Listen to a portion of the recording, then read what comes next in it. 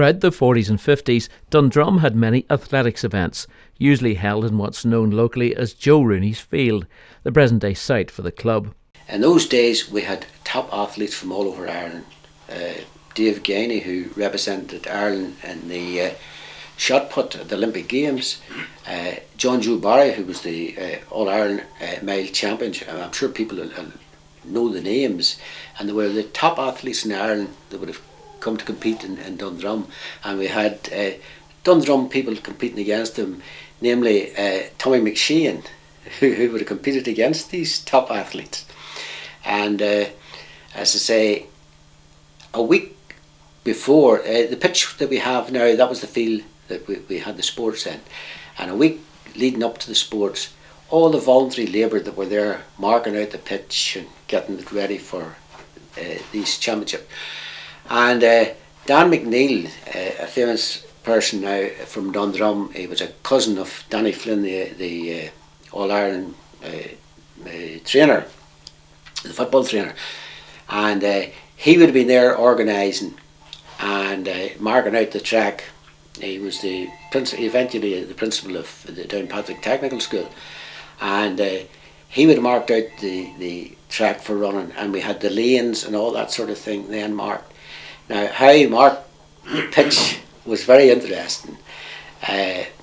He would have his car. He would have marked put a white mark on the tire, and he would have counted the revolutions of the field, and that's how he would have marked out the mile or the 100 yards or what it was in those days, and that's how he came about that. Locally born primary school headmaster and Henry's father, Danny Flynn, taught and encouraged pupils in all things gymnastic. Danny Flynn, he was the schoolmaster down here, and he had a great interest in PE, and he took us for PE. There was a crowd of us, weren't so much, well, it wasn't much, we were interested in footy. He had us trained actually to a standard where we actually were gymnasts, really, so we're even say from 10, 11 or 12, we were able to, most of us, able to walk on our hands rang up to 100 yards. We'd done a big performance, we'd done a gymnastic display in St Mary's Hall in Belfast, one stage, when I was about 12 or so. But that was more or less that group went on to play the football. All that group, I would say, they were all very fit, literally fit. There was no such thing as going to a pub or having a drink. None was drunk. We never had drunk. I never had even a drink.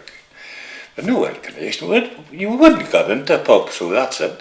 In the late 50s, Lord of Mercy and Danny, whom Paddy mentioned, he decided he would start up PT and he would get us fit. He says, I'll get you fit and it's up to you to play the football. So with our whole homegrown timber, we reached the championship final. And I remember very well, we were playing, I think it was Tyrone in Casement Park. And after the meal, Charlie Downey says to Eddie McKay sitting across here, and he said, you'll have a busier day next Sunday, but that was the final of the championship. And he was playing for Mahon. Now, in those years, Mahon would have put the fear of God into your heart, for they were the dirtiest team, we reckoned, in the county. I was 21 when we won the 1957, you know, and we always did a fair run, but we were never a championship team. We went well in the leagues. I think the team won the East Down Summer League in about 1951 or 2. And I was at those games. Well, there was two brothers, Glavins, Mulligan and Colin. There was 3 brothers for size, Tommy, Jimmy and John.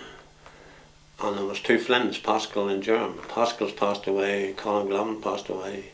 I remember, I think it was the championship game when we played in Ballykillen, and the wind was so severe that the ball blew back in. When it was kicked out, it almost blew back in for a score. Terrific wind. We won the semi-final in Hilltown against Banbridge. I can remember that as well, Pat McKeaton scoring a goal. We got through in the championship to meet Mahler in the final. To say I won very easily. And, Did it seem like a special team? there was no big thing ever made of it. I don't think. I don't remember being presented with a trophy on the day. Even I'm not sure if we were or not. I don't. We got medals certainly, and we had to do in the hall and received the medals and that sort of thing. And then we went on to the senior league, and I think we were relegated quite quickly out of the Division 1, and then we won the second division and went back up again and stayed up for a few years. What did the winning mean to you?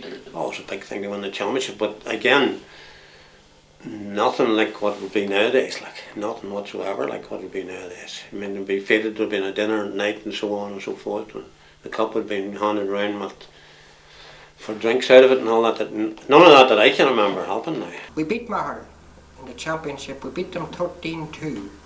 And Charlie Downey was the man that scored 2 points from 2 frees that day. And I think he overheard Eddie saying, "There's the championship over," and I never touched leather. So that didn't please Charlie too well. We won the junior championship in '57. And I remember Clonduff won the senior championship that year, and we were promoted up until the senior league. They were senior champions, we were juniors. We went to Hilltown and beat them 5 goals and 5 points to 5 points. So then after that, we were, the following year, on account of our fitness, we went well in the league. I think we won maybe 9 games in the senior league, and that was possibly due to our fitness. And then we got beaten by another, which we then termed also a dirty team, Annaclone, and after that we were relegated. Tommy's skills on the field had caught the eye of the Down County selectors, and he captained the juniors in 1958. Goalkeeper Eddie McKay had made it to the senior panel. Dundrum, thanks to the training regime of Danny Flynn, who also now doubled up as trainer of Down, and the ever-increasing confidence of its players, was starting to shine. And in 1959, as Danny left behind the local primary school to move to St Malachy's in Castlewellan, the team gained another rather special addition. I guess he first heard about it when there was a job opportunity came up. He was teaching in Glasdrumman, just as an ordinary teacher, and the principal position came up in Dundrum, and obviously that was of interest to him from a career point of view. So it was that took him to Dundrum in, I think, late 1959, early 1960. And at the point he was established in the Down team? Yeah, he'd been playing for Down since about 1953, with very little success for the most part of it, until late on, where Down really only came good in the late 50s. And that's something he said he was always very thankful for, that he was around then, having experienced the times when it wasn't so good with Down. So by that stage, yeah, he was fairly established on the team, but hadn't yet won the All-Ireland that would really establish them all.